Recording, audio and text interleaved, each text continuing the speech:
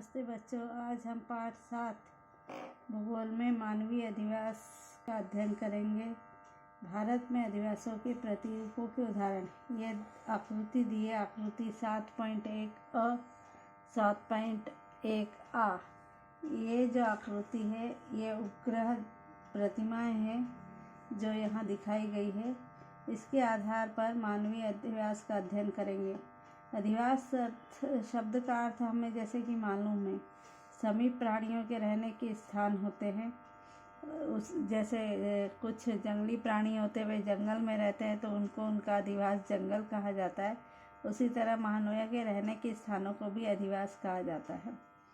अब अधिवासों की इन आकृतियों के आधार पर हमको प्रकार बताना है, तो अधिवासों के प्रकारों को पहचानिए। ये जो है आकृति ये केंद्रीय अधिवास की है और ये जो दूसरी आकृति है ये रेखाकृति। तो अधिवास के दो प्रकार हमने देखा है, जिसमें केंद्रीय अधिवास और दूसरा एक होता है विकर्ण, जो कि दूर दूर पाए जाते हैं। इस प्रकार के अधिवास पास पास नहीं पाए जाते हैं, तो इस प्रकार के अधिवास भी होते हैं। अब इन्हीं का अध्ययन हम यहाँ इस पाठ में करने वाले हैं।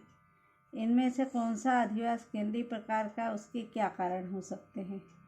तो ये जो है केंद्रित प्रकार का अधिवास है।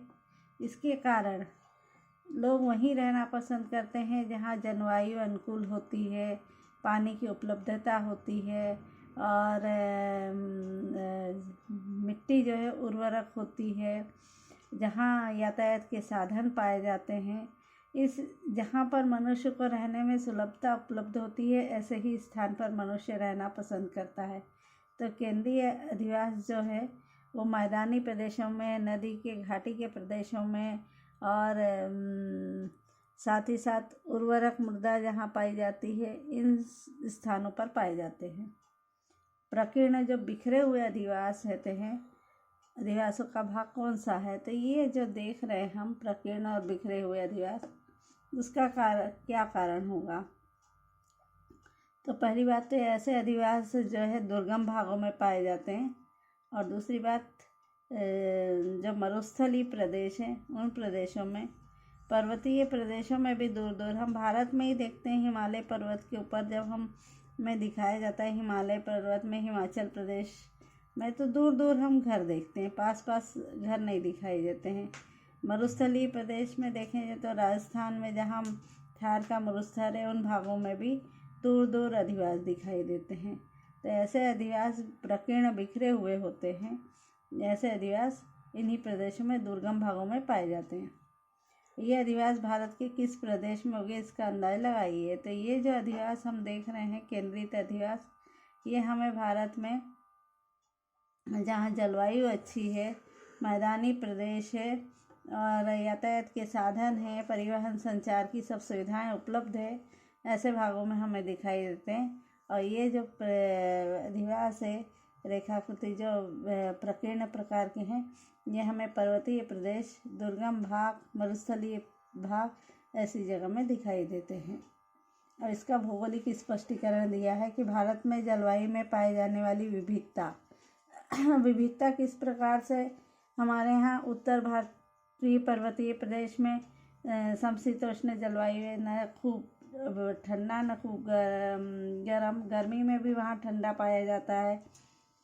पर कुछ भागों में ऐसा है कि जलवायु में अनुकूलता भी है, पानी की उपलब्धता भी है। भारत में बहुत से भागों में भूमि की ढाल है, उर्वरता के कारण अधिवासों के प्रतिरूप में विविधता पाई जाती है। अब ये सब कारण मैंने अभी बताए थे कि जहाँ जिस प्रकार की भूमि रहेगी वहाँ अधिवास भी उसी प्रकार के ज़्यादा से ज़्यादा पाए जाएंगे। उत्तर भारतीय मैदानी प्रदेश और पूर्वी तट। पूर्वी तट मतलब ये जो भारत का नीचे का भाग है इधर का, ये पूर्वी तट। नर्मदा का मैदान जो है, विंध्य का पर्वत और भारत के वे प्रदेश जहाँ कृषि की जाती है, वहाँ केंद्रीय अधिवास पाए जाते हैं। अब ये मैदानी प्रदेश के भाग है, और एक तो नदी के तटीय भाग है। मैदानी प्रदेश है, नर्मदा नदी का है, विंध्य का पर्वत है, या जहाँ पर भी कृषि की जाती है वहाँ, जैसे इधर जो पूर्वी तट का वर्णन किया गया, वहाँ केंद्रीय अधिवास पाए जाते हैं। इसका कारण यही सब दिया गया है।